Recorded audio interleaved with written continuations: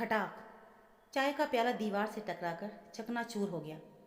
चीनी मिट्टी के टुकड़े फर्श पर बिखर गए और उनके साथ बिखर गया निशा का वो भ्रम जिसे वो पिछले 7 सालों से गृहस्थी का नाम दे रही थी। हिम्मत कैसे हुई तुम्हारी? तुमने एफडी तोड़वा दी, वो भी मुझसे पूछे बिना। क्या तुम भूल गई हो कि इस घर में पैसे से जुड़ा कोई भी फैसला लेने का हक सिर्फ मेरा है? निर्मल की आवाज़ में शेर जैसी दहाड़ थी, लेकिन आंखों में एक असुरक्षित भेड़िए का डर। निशा अपने गाल पर हाथ रख के सन्न खड़ी थी। गाल पर 5 उंगलियों के निशान उभर आए थे, जो निर्मल के पौरुष का नहीं बल्कि उसके खोखले अहंकार का प्रमाण थे। निर्मल, वो एफडी मेरे नाम पर थी। मेरे पीएफ के पैसे थे जो मैंने शादी से पहले जमा किए थे। निशा ने अपनी कांपती आवाज़ में लेकिन नज़रें मिलाकर कहा। और मैंने वो पैसा किसी अय्याशी में नहीं उड़ाया। अनाथालय की छत टपक रही थी। बारिश का मौसम आने वाला है, वहाँ के बच्चों के लिए मैंने। अनाथालय? निर्मल ने उसे बीच में ही काट दिया। खुद का घर संभल नहीं रहा, चली है समाज सेविका बनने।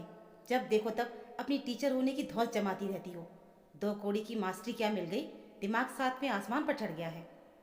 रसोई के दरवाजे पर खड़ी सास सीमा देवी ने पान चबाते हुए आग में घी डाला। अरे लल्ला, मैंने तो पहले ही कहा था, ज़्यादा पढ़ी लिखी बहू घर तोड़ेगी। औरत की अकल चोटी के पीछे होती है। अब देखो, घर का पैसा बाहर लौटा रही है। इसे लगता है कि कमाती है तो घर इसी के दम पर चल रहा है। निशा ने एक बार अपनी सास की ओर देखा, वही सीमा देवी जिनके घुटनों का ऑपरेशन पिछले महीने निशा की उसी सैलरी से हुआ था जिसे आज 2 कौड़ी का कहा जा रहा था। निशा कुछ कहना चाहती थी, बताना चाहती थी कि घर की ईएमआई से लेकर राशन तक सब उसी के सैलरी से ही आता है, क्योंकि निर्मल का स्टार्टअप पिछले 3 साल से घाटे का सौदा बना हुआ था। लेकिन वो चुप रही। आज शब्द बेईमानी थे।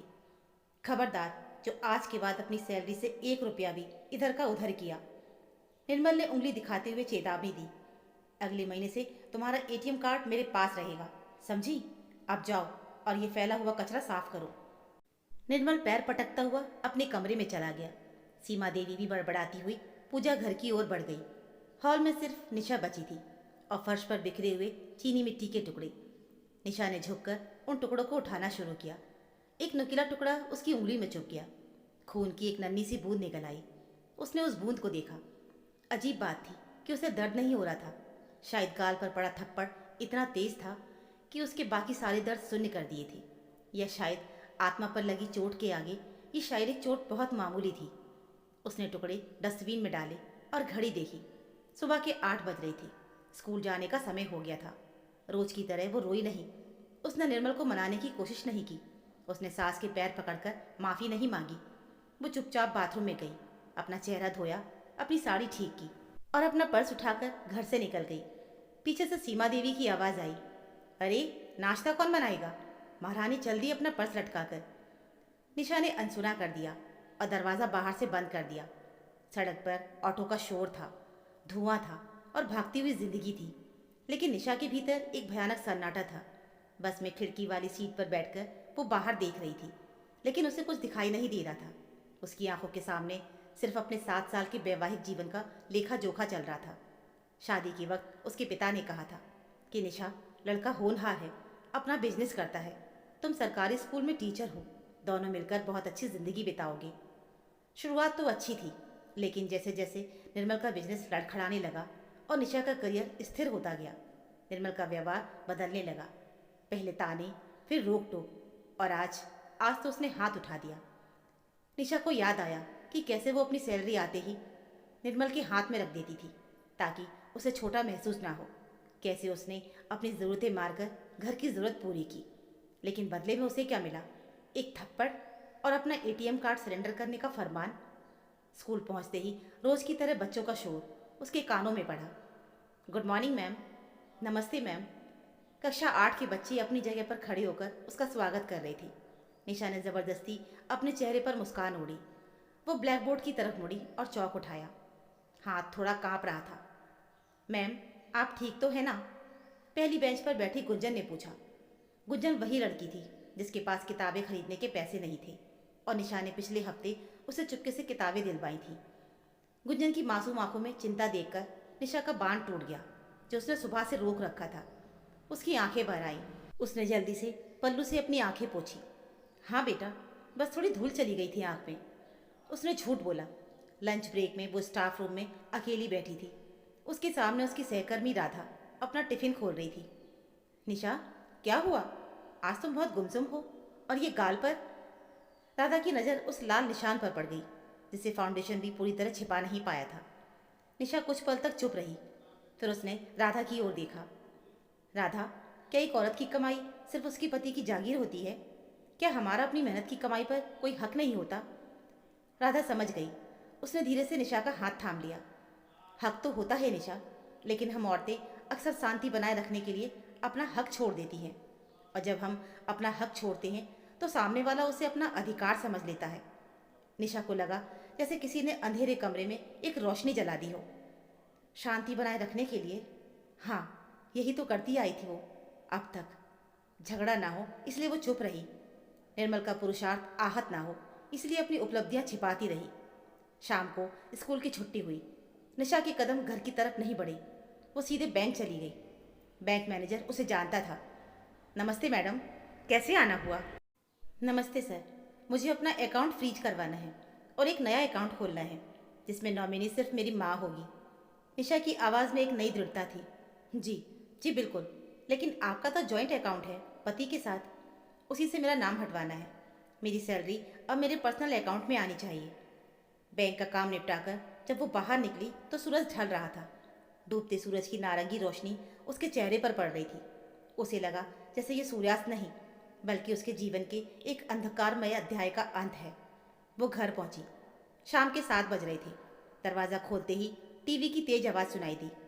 निर्मल सोफे पर पैर फैलाकर बैठा मैच देख रहा था और सीमा देवी अपनी माला जप रही थी। निशा को देखते ही निर्मल ने टीवी का रिमोट सोफे पर पटक दिया। आ गई?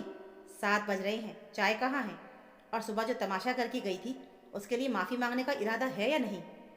निशा ने अपनी सैंडल उतारी और बैग मेज पर रखा। चाय नहीं बनेगी निर्मल, और माफ़ी?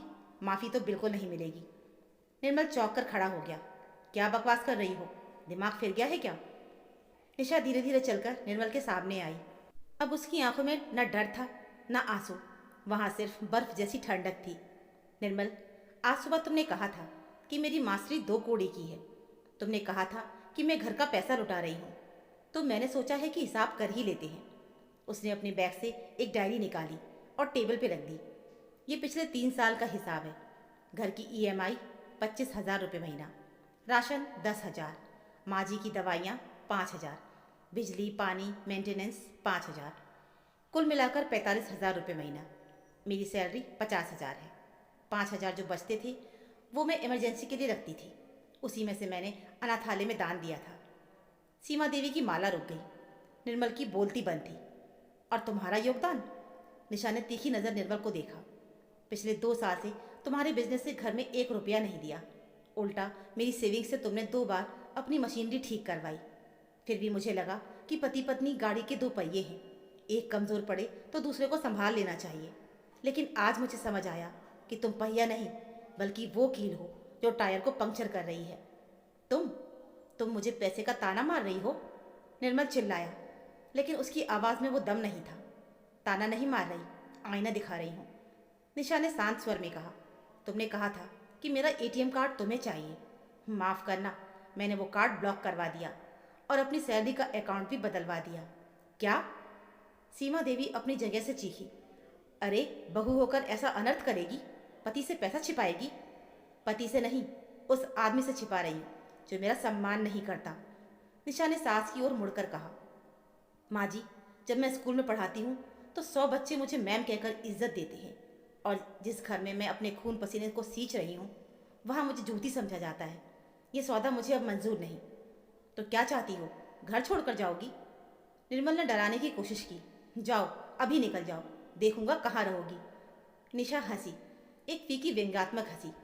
निर्मल, ये फ्लैट मेरे नाम पर भी है। लोन मैं भर रही हूँ। अगर किसी को जाना होगा तो वो तुम होंगी, लेकिन मैं ऐसा नहीं करूँगी। मैं तुम्हें सड़क पर नहीं निकालूंगी, क्योंकि मेरे संस्कार मुझे ये अमानवीयता नहीं सिखाती जो तुम आज सुबह दिखा चुकी हो। वो अपने बेडरूम की ओर बढ़ी और अलमारी से अपना सूटकेस निकाला। मैं जा रही हूँ, कुछ दिनों के लिए नहीं, हमेशा के लिए। मैं अपनी दोस्त राधा के साथ रहूँगी जब तक कि मुझे कोर्ट से लीगल सेपरेशन और इस घर का बंटवारा नहीं मिल जाता। निर्मल के पैरों तले जमीन खिसक गई। उसे अंदाज़ा नहीं था कि सुबह का एक थप्पड़ शाम तक उसकी पूरी दुनिया ही हिला देगा। उसे लगा था कि निशा रोएगी, गिड़गिड़ाएगी और वो उसे माफ़ करने का नाटक करके अपना वर्चस्व कायम रखेगा। लेकिन यहाँ तो बाजी ही पलट चुकी थी। निशा, तुम मजाक कर रही हो ना? छोटी सी बात का बतंगड़ बना रही हो? निर्मल ने उसका हाथ पकड़ने की कोशिश की। निशा ने झटका देकर अपना हाथ छुड़ाया। हाथ मत लगाना निर्मल। आज सुबह जब ये हाथ उठा था तब वो रिश्ता टूट गया था। उस वक्त अगर तुमने अपनी गलती मानी होती तो शायद गुंजाइश थी, लेकिन तुम अहंकार में इतने अंधे थे कि तुम्हें लगा कि मैं लाचार हूँ। उसने अपना सूटकेस उठाया। औरत तब तक लाचार दिखती है निर्मल, जब तक वो प्यार और लिहाज करती है। जिस दिन वो आत्मसम्मान को चुन लेती है ना, उस दिन वो चट्टान बन जाती है। निशा मुख्य दरवाजे तक पहुंची। सीमा देवी अब रोने का नाटक कर रही थी। अरे रोक लो इसे, जग घसाई होगी, नाक कट जाएगी हमारी। निशा रोकी। उसने पीछे मुड़कर देखा। जग घसाई तो तब होती माँ जी, जब लोग ये कहते कि एक पढ़ी लिखी कमाऊ औरत रोज अपने पति से पिटती है और फिर भी चुप रहती है।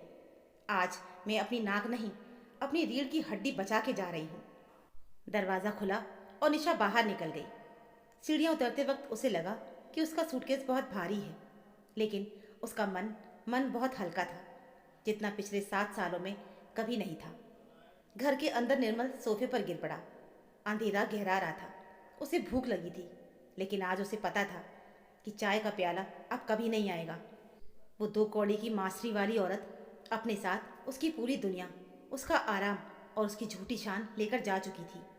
फर्श पर अब कोई कांच का टुकड़ा नहीं था, लेकिन निर्मल को चुभन महसूस हो रही थी। पछतावे की वो चुभन जो बहुत देर से होती है।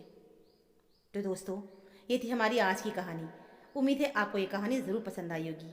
इस कहानी को लेकर आपकी क्या राय है हमें कमेंट में ज़रूर बताइएगा। कहानी अच्छी लगी हो तो प्लीज़ वीडियो को लाइक और चैनल को सब्सक्राइब ज़रूर कर लीजिएगा। मिलते हैं फिर एक और ऐसी नई कहानी के साथ। तब तक के लिए धन्यवाद।